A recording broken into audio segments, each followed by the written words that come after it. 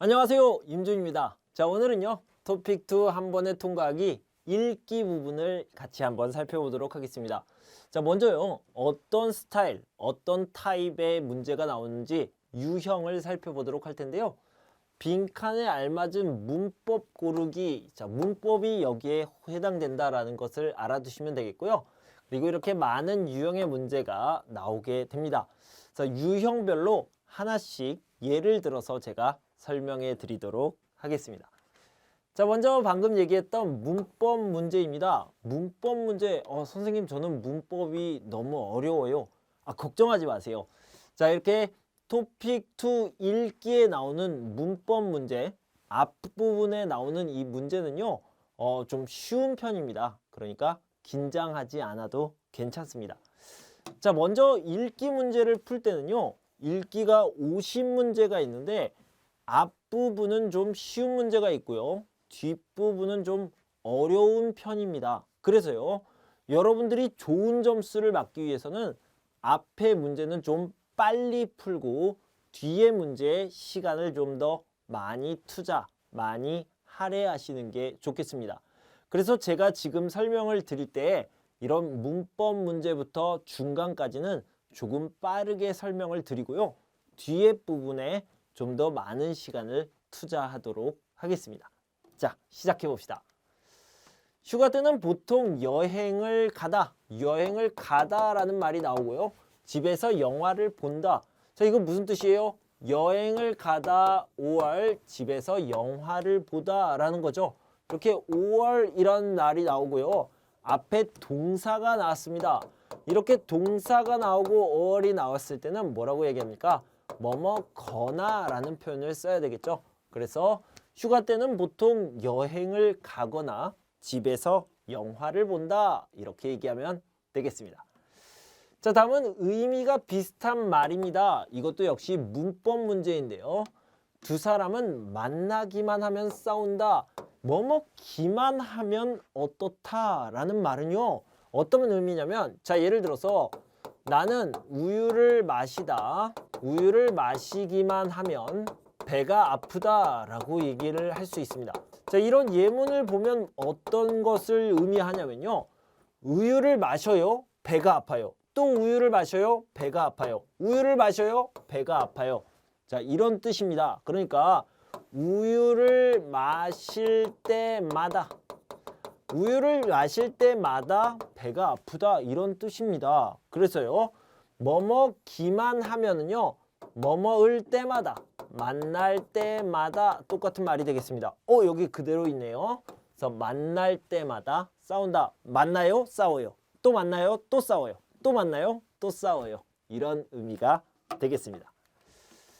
자, 화제를 알아보도록 하겠습니다. 자, 이거는요 좀 쉬운 편입니다. 자, 여기를 보면 5번부터 8번까지 4문제가 나오는데요. 자, 소리 없이 시원하게 이제 더위와 작별하세요. 무엇에 대한 글입니까? 이것은 무엇을 설명하고 있습니까? 이런 문제가 되겠는데요. 시원하게 라는 말이 나왔어요. 그리고 더위와 빠이빠이 작별하세요 라는 의미가 있었죠. 그러니까 덥지 않아요, 덥지 않을 거예요, 이런 의미가 되겠죠. 시원하게 해주는 것, 덥지 않게 해주는 것이 뭐가 있습니까? 여기서 보면 에어컨이 있겠죠. 자, 덥다의 반대는 뭐예요? 춥다, 이런 말이 있죠. 춥다는 보통 겨울을 이야기하는 거고요, 그 다음에 덥다는 여름을 이야기하는 게 되겠죠. 그런데요, 이 덥다와 춥다는 형용사잖아요. 이것을 명사 형태로 바뀌는 것이 있습니다. 덥다는요, 더위, 더운 것을 얘기하는 거고요, 춥다는 추위, 이렇게 명사 형태로 바꿀 수 있습니다. 더위와 작별하세요, 즉 더운 것과 작별하세요, 이런 의미가 되겠습니다. 자, 일치하는 내용, 안내문, 기사문이 있는데요. 자, 일치하다, 같다, 우리가 보는 내용과 같은 것을 찾는 문제입니다. 자, 여기를 보면 제3회 한국어 말하기 대회 일시 2020년 10월 9일 10시부터 12시까지 참가 대상 국내 거주 외국인, 내용 한식을 주제로 한 발표, 참가비는 무료입니다. 자, 무료라는 것부터 봅시다. 영원이라는 뜻이고요. 한식이라는 것은 뭡니까? 한국 음식, 그래서 한식이라는 표현을 쓴 거죠. 그리고 참가 대상, 누가 참가할 수 있어요? 라고 했는데요. 외국인입니다. 그런데 모든 외국인입니까? 아니요. 한국에 살고 있는 한국 거주, 국내 거주 외국인입니다. 거주하다라는 말은요, 살다라는 뜻입니다. 그래서 한국에 사는, 국내에 사는 외국인을 이야기하고 있습니다. 자, 10월 9일이라고 있습니다. 10월 9일. 일단 이것은 10월이라고 읽으면 안 돼요. 큰일 납니다. 10월이라고 읽어주시고요. 10월 9일은 특별한 날이죠. 무슨 날이에요? 한글날입니다. 한글날에 특별한 행사, 한국어 말하기 대회를 하게 되겠는데요. 한국 음식에 대해서 이야기를 해야 되는 거고요. 참가비는 영원 내지 않아도 됩니다. 자, 이것도 중요합니다. 제3회라고 했으니까 세 번째네요. 자, 여기서 문제를 풀 때는요. 세 번째, 네 번째, 다섯 번째, 이것은 중요하지 않아요. 뭐가 중요해요? 첫 번째예요? 아니에요? 이것이 중요합니다. 이런 문제가 자주 나와요. 자, 여기 보면 이 대회는 이번에 처음으로 열린다. 첫 번째입니다. 맞아요? 아니요. 첫 번째가 아니라고 그랬죠. 세 번째잖아요. 아닙니다. 이 대회에 참가하려면 돈을 내야 한다. 아니요. 돈을 안 내도 됩니다. 이 대회에서는 한국 음식에 대해서 말해야 한다. 네. 말하기 대회고요. 그리고 한식, 한국 음식을 주제로 하고 있습니다. 맞아요. 이 대회는 외국인이라면 누구나 모두 다 이거 맞습니까? 아니죠. 이 부분이 틀렸죠. 그래서 국내 거주, 한국에 살고 있는 외국인만 됩니다. 그래서 정답은 3번이 되겠습니다. 자, 일치하는 내용 중에서요. 도표, 표 그래프가 있습니다. 자, 보면 이런 그래프가 있는데요. 잘 보이진 않지만 아마 이렇게 써 있을 겁니다. 이렇게 알아두시면 되겠고요. 여기 보면 하나씩 살펴볼게요. 학원 수업은 순위 밖으로 나갔다. 순위 밖으로 나갔다는 것은 1, 2, 3위보다 더 밑에 있다라는 의미입니다. 자, 여기 보면 학원 수업 상당히 위에 있죠. 들어가 있습니다. 이 순위에 들어가 있어요. 틀렸네요. 공부 모임이 새롭게 사이 안으로 들어갔다. 공부 모임 새롭게 사이 안으로 들어갔습니까? 아니요. 원래 있었습니다. 옛날에도 있었고 지금도 있죠. 새롭게가 아닙니다. 인터넷 강의는 3위로 순위가 떨어졌다? 아니요. 인터넷 강의는 3위에서 1위로 순서가 올랐습니다. 올라갔다. 이렇게 표현을 해야 되겠죠. 그래서 이건 틀렸죠. 혼자 공부하는 경우는 순위의 변화가 없었다. 선생님 여기 혼자 공부한다 라는 말이 없는데요. 자, 혼자 공부하다 라는 말이요. 바로 독학입니다. 그래서 혼자 공부하다, 독학. 살펴봅시다. 독학의 경우는 순위의 변화가 없었다. 4위에서 4위로 순위의 변화가 없었네요. 그대로입니다. 4번이 답이 되겠죠. 자, 일치하는 내용 중에요. 글이 있습니다. 자, 글을 한번 살펴보도록 할게요. 지난 25일에 제19회 국제단편영화제 시상식이 서울문화회관 대강당에서 개최됐다. 이번 영화제에서는 그동안 주로 장편 영화를 만들어왔던 다수의 감독들이 단편 영화를 출품한 점이 눈에 띈다. 또한 지난해에 이어 올해도 여러 편의 한국 영화가 주목을 받았으며 처음으로 한국 여성 감독의 영화가 작품상을 수상했다. 작품상을 받았다라고 생각하면 되겠습니다. 자, 여기를 보면요. 국제단편영화제, 단편영화제입니다. 단편영화제예요. 그러니까 단편, 장편 둘 다 있습니까? 아니요. 단편만 있습니다. 이 단편이라는 것은 짧은 영화를 얘기합니다. 짧다. 반대로 장편이 있는데요. 장편은 길다가 되겠죠. 긴 영화와 짧은 영화를 비교를 하고 있는데요. 이 시상식 상을 주는 행사입니다. 상을 주는 의식 행사가 어디에서요? 서울문화회관에서 대강당에서 개최됐습니다. 이것을 알아두시고요. 한국 여성 감독, 여자 감독이 작품상을 받았습니다. 자, 문제를 봅시다. 단편영화제가 열렸습니다. 여기까지 맞아요. 그런데요. 영화관에서 열렸습니까? 아니요. 서울문화회관에서 열렸습니다. 이 부분이 틀렸네요. 한국 감독이 처음으로 감독상을 받았다라고 했습니까? 아니요. 한국 여성 감독이요. 한국 감독이 작품상을 받았습니다. 이런 말은 없네요. 감독상 이야기는 없습니다. 지난해부터 한국 영화가 많은 관심을 받고 있다. 자, 보세요. 지난해에 이어 올해도 여러 편의 한국 영화가 주목을 받았다, 관심을 받았다, 이런 의미입니다. 맞죠? 그래서 지난해도 올해도 계속 관심을 받고 있습니다. 3번이 답이 되겠고요. 이번 영화제는 장편과 단편 영화들이 모두 출품되었다? 아니요. 단편 영화제예요. 단편 영화제니까 단편만 출품되겠죠? 아닙니다. 자, 그러면 여기서 보면 올해, this year죠. 그래서 올해가 있고요. 여기 써봅시다. 그 다음에 next year가 있고요. last year가 있습니다. 자, 올해 다음에 지난해라고 얘기를 했죠. 그럼 next 뭐예요? 다음 해라고 얘기할 수 있겠죠. 자, 그 다음에 년으로 표현할 수도 있습니다. 이것은 금년이라고 얘기하고요. 여기는 작년, 그리고 내년 이런 식으로 얘기할 수 있고요. 하나만 더 해봅시다. 작년보다 더 전에는 뭐라고 얘기합니까? 재작년, 재작년이라고 하고요. 내년보다 더 넥스트는 뭐예요? 내후년 이런 식으로 이야기할 수 있습니다. 내후년이요. 그래서 이런 식으로 이야기하는 것 정리해 두시면 좋겠습니다. 자, 순서 배열을 보도록 하겠습니다. 이거는 가나다라가요. 이렇게 뒤죽박죽으로 섞여 있는 것을 이야기하고 있습니다. 자, 이런 식으로요. 그래서 가나다라를 잘 찾아보시면 되겠습니다. 자, 여기 보면요.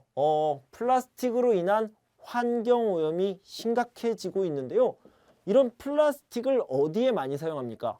아주 여러 군데에서 사용을 하는데 음식을 먹을 때 이 포장지, 음식 그릇 있잖아요. 일회용 그릇에서 많이 사용하고 있습니다. 그런 것 때문에 더 심각해지고 있는 것 같아요. 그래서요. 이렇게 음식을 포장하는 재료를 친환경적으로, 환경 친화적으로 만드는 노력을 하고 있다라는 내용을 담고 있습니다. 자, 그래서요. 플라스틱으로 인한 플라스틱 때문에 이렇게 생각하면 돼요. 플라스틱으로 인한 환경오염 문제가 매우 심각해졌는데요. 그 중에서도 especially 특히 식품 포장 등에 사용되는 플라스틱은 대부분 그냥 버려져 문제가 된다. 이렇게 연결되면 되겠네요. 1번, 2번이요. 이렇게 연결하면 되겠고 그 다음에 이로 인해 이 때문에 새로운 식품 포장에 대한 관심이 높아지고 있습니다. 해결을 하려고 관심을 가지고 있죠. 자, 그것의 example 예로 식품 업계에서는 먹을 수 있는 포장 개발에 집중하기 시작했다. 이렇게 순서를 보시면 되겠습니다. 그래서 이게 3번, 이게 4번이 되면 되겠네요. 가라나다. 자, 가라나다를 찾아보시면 되겠습니다. 자, 빈칸에 알맞은 말을 한번 찾아서 넣어보도록 할게요. 세계적으로 추석에 먹는 떡은 거의 다 보름달 모양인데, 자, 추석은 언제입니까? 추석은요, 8월 15일. 그런데 8월 15일인데 언제예요? 음력 8월 15일이 되겠죠.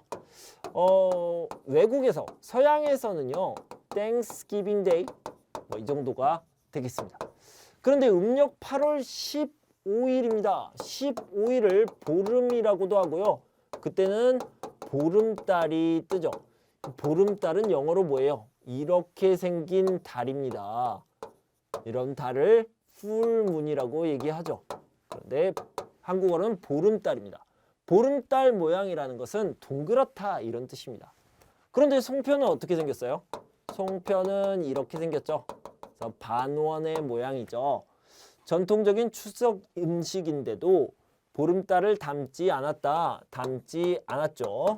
역사적 기록을 보면 송편은 특별히 떡이 아니라 주로 1월부터 6월까지 명절을 비롯한 특별한 날이 되면 많이 먹던 떡이다.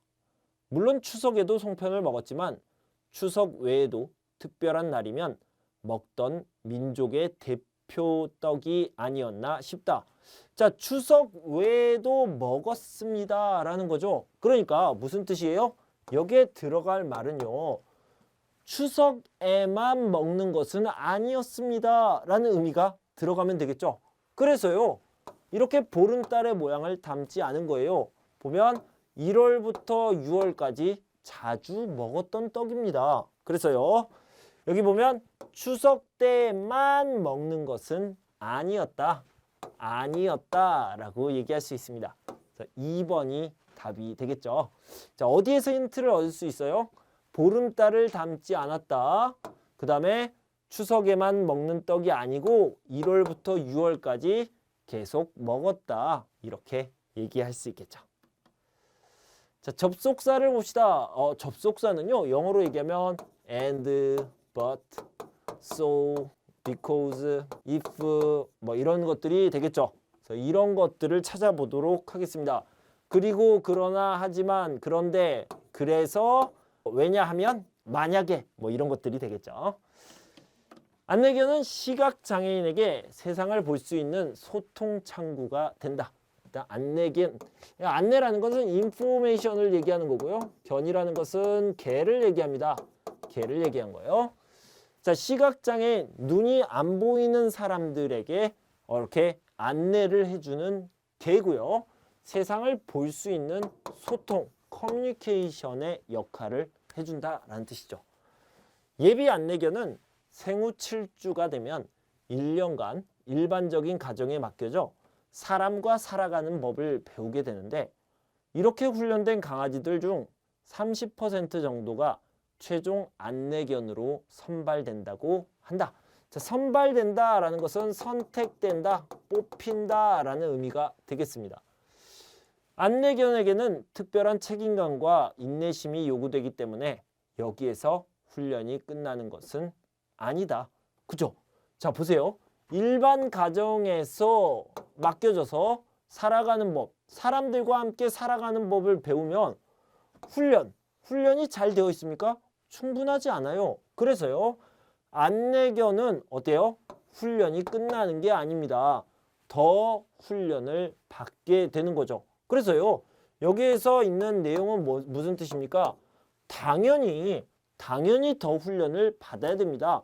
당연히 훈련이 끝나는 것이 아닙니다. 자, 여기에 들어가는 것은 당연히라는 말이 되겠죠. 오! 선생님, 여기에 당연히가 없어요. 어때요? 당연하다를 봅시다. 당연하다. 임준 선생님 수업이 재미있어요? 네, 당연하지요. 물론이지요. 물론이다와 당연하다는 똑같은 말입니다. 그럼 다시 한번 찾아볼게요. 여기에 물론이라는 말이 있죠. 그래서 당연히 물론 여기에서 훈련이 끝나는 것은 아닙니다. 이렇게 연결할 수 있겠죠. 자, 이렇게 선발된 강아지, 선택된 강아지들은 이후에 그 다음에 안내견 학교에 들어가서 다시 교육을 받고 교육이 끝나면 은퇴할 때까지 8년간 시각장애인들의 눈으로 살아가게 됩니다. 그러니까 안내를 해주면서 8년 동안 도와주게 됩니다. 이런 의미가 되겠죠. 자, 관용 표현을 보도록 합시다. 자, 먼저 여기를 보면요. 발목을 잡다, 진땀을 흘리다, 귀를 기울이다, 고개를 숙이다, 이런 관용 표현들이 있습니다. 자, 먼저 관용 표현들의 뜻을 봅시다. 발목이라는 것은요, 여기 이렇게 발이 있으면 이 부분을 발목이라고 얘기합니다. 자, 만약에 이 사람이 어디에 가려고 하는데 내가 이 사람의 발목을 이렇게 잡아요. 잡아요. 그래서 가지 마세요. 이렇게 하고 있습니다. 그러니까 어떤 일을 하려고 하는데 못하게 합니다. 방해합니다. 이런 것들을 발목을 잡다 이렇게 표현을 합니다. 그러니까 방해하다, 못하게 하다, 막다 이런 식으로 얘기할 수 있겠죠. 자, 진땀을 흘리다라는 것은 땀을 흘리다입니다. 그런데 너무 더워요. 아니면 운동했어요. 그래서 땀을 흘려요? 아니요. 이 진땀을 흘리다라는 것은 지금 너무 당황스러워요. 어떡하지? 어떡하지? 이럴 때 땀을 흘릴 때, 너무 힘들 때, 어려울 때, 당황할 때 흘리는 땀을 진땀을 흘리다라고 얘기합니다. 그래서 당황하다 또는 고생하다 이런 것들을 얘기할 수 있겠죠. 자, 귀를 기울이다라고 얘기했는데 우리 쓰기 시간에 배웠던 경청, 잘 듣다라는 거죠. 예를 들어서 여러분들이 저한테 무슨 이야기를 하면 제가 이렇게 딴 데를 봐요? 아니요, 그렇지 않고요. 네, 말씀하세요. 내가 잘 듣고 있어요. 이런 것을요, 귀를 기울이다, 귀를 기울이다라고 얘기할 수 있습니다. 자, 고개를 숙이다라는 것은요, 이 고개를 숙이다라는 의미입니다. 이렇게 고개를 숙이다는 여러 가지 의미가 있는데요. 내가 잘못했습니다라고 고개를 숙일 수도 있고요. 아니면 와, 저 사람 진짜 대단해요. 리스펙트합니다. 이럴 때 고개를 숙이다라고 얘기할 수도 있습니다. 그래서 여기는 리스펙트가 있을 수도 있고요. 아니면 죄송합니다. sorry 이렇게 얘기할 수도 있습니다. 부끄러워서, 미안해서 또는 리스펙트해서, 존경스러워서 고개를 숙일 수도 있습니다. 자, 그럼 여기를 살펴봅시다. 심각한 교통체증으로 인한 출퇴근 지옥에서 벗어날 방법을 찾던 한 연구원이 재택근무라는 방식을 생각해냈다. 아마 꽉 막힌 출근길에서 본 적이 있는 직장인이라면 재택근무의 편리함에 동의할 것이다. 그러나 업종에 따라 재택근무가 가능한 경우라고 해도 재택근무의 효율성을 높이기 위해서는 기업과 근로자 모두 준비가 필요하다. 앞서 재택근무를 추진하던 세계적인 기업들도 의사소통 곤란과 관리의 어려움, 기업 정보 유출의 우려 때문에 중도에 포기한 경우가 많기 때문이다. 자, 아마 꽉 막힌 출근길에서 본 적이 있는 직장인이라면 자, 꽉 막힌 출근길에서 어떻게 합니까? 방해합니까? 아니면 귀를 기울입니까? 경청합니까? 아니면 존경합니까? 아니죠. 고생해 본 적이 있는 거죠. 고생해 본 적이 있는, 당황해 본 적이 있는 바로 진땀을 흘려 본 적이 있는 직장인들은 이런 식으로 연결하시면 되겠습니다. 자, 신문 기사 제목을 한번 살펴보도록 합시다. 썰렁한 재래시장, 배달로 출구 모색이라고 했는데 썰렁하다라는 말은 뭔 말입니까? 사람이 없다라는 뜻이에요. 사람이 없다 무슨 뜻이에요? 손님이 없다라는 뜻이 되겠죠. 손님이 없다라는 것은 경기가 안 좋다, 경제 상황이 안 좋다 이런 뜻입니다. 경제 상황이 안 좋고요. 자, 이렇게 출구라는 것은 나가는 곳을 이야기하는 건데요. 나가는 곳이라는 것은 자, 여기에 어려움이 있습니다. 이 어려움을 밖으로 나가야 돼요. 밖으로 나가는 이 출구를 얘기하는 거예요. 그러니까 문제를 해결한다.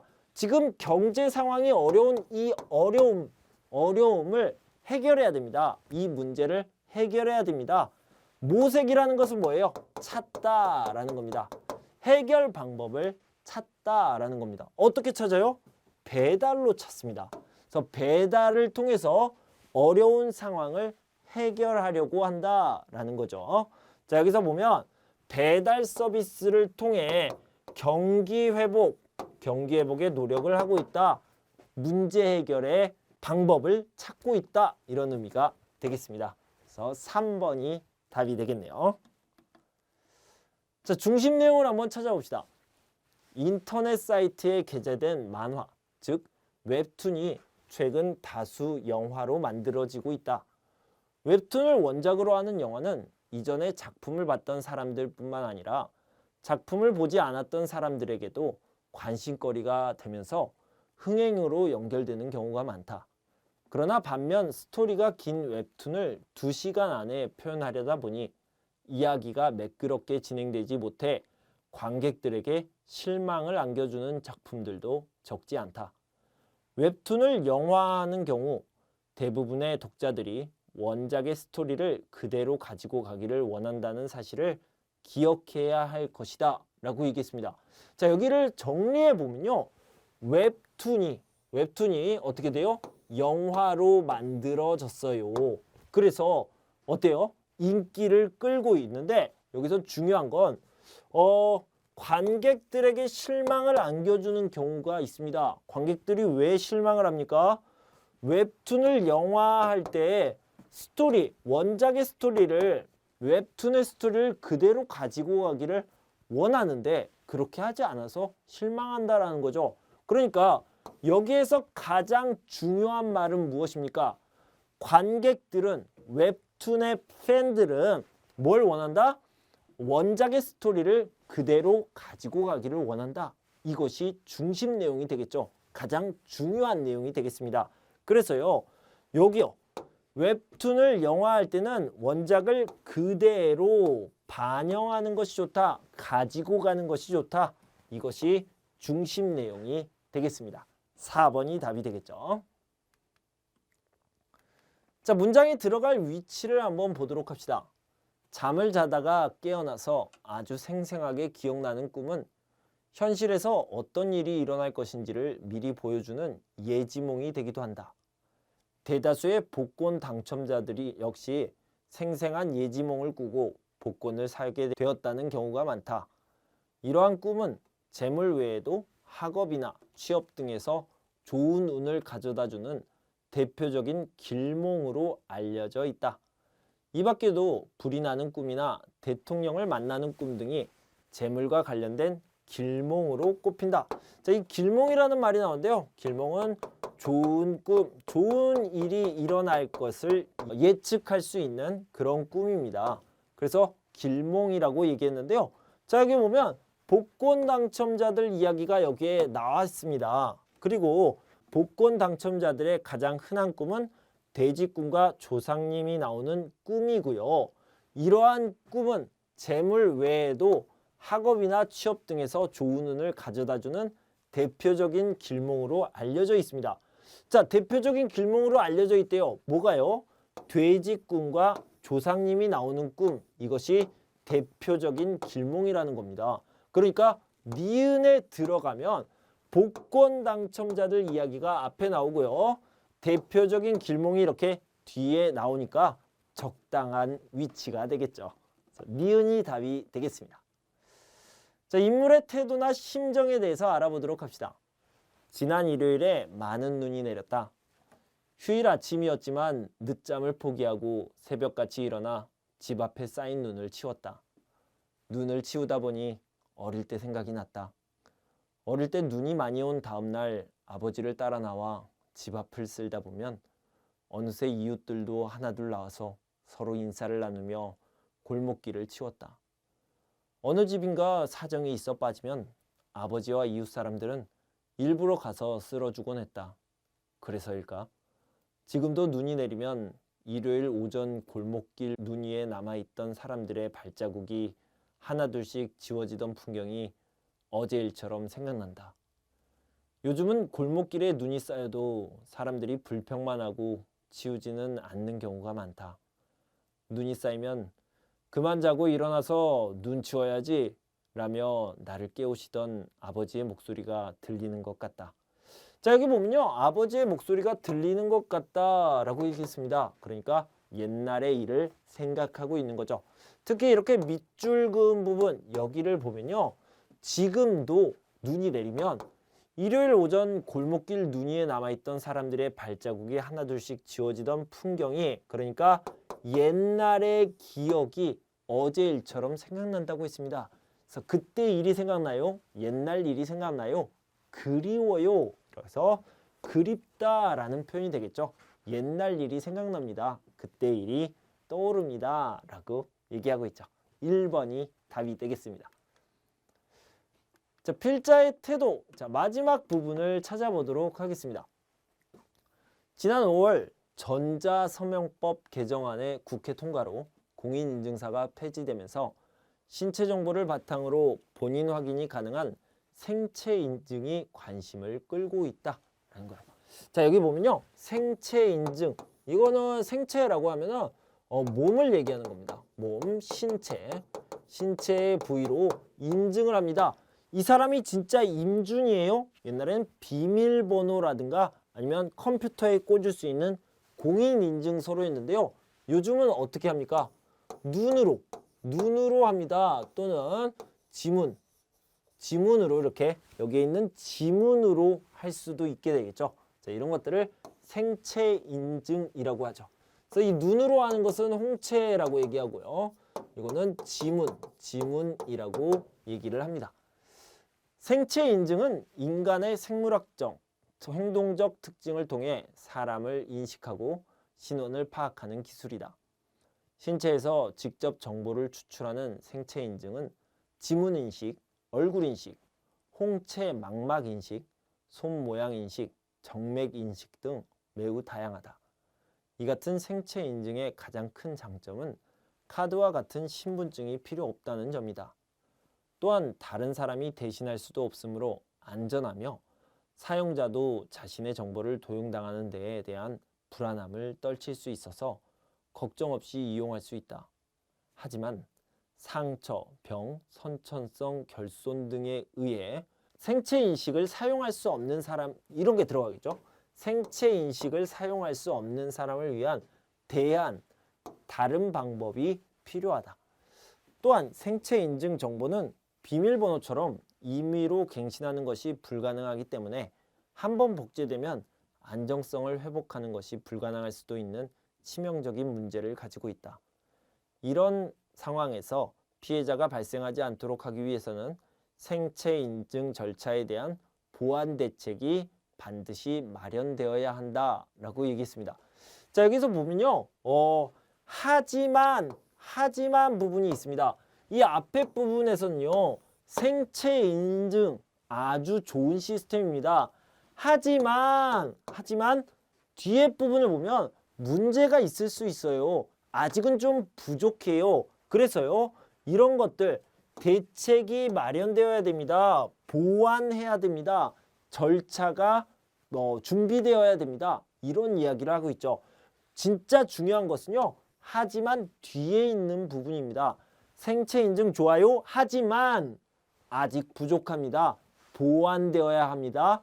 더 많은 것이 준비되어야 됩니다. 이런 것들을 얘기하고 있죠. 자, 그래서요. 윗글을 쓴 목적, 의도를 찾아보는 문제인데요. 여기에서는 보완책 마련의 필요성을 강조하기 위해서입니다. 생체 인증 좋아요. 하지만 이거요. 인증 절차에 대한 보완책 마련이 필요합니다. 이것이 가장 중요한 것. 그러니까 목적이 되겠습니다. 자, 이렇게 읽기 부분을 함께 풀어봤습니다. 여러분 공부하시느라 수고 많으셨고요. 저는 다음 시간에 어휘와 문법 이 부분을 준비해서 돌아올 텐데요. 여러분 그때까지 건강하고 행복하세요. 감사합니다.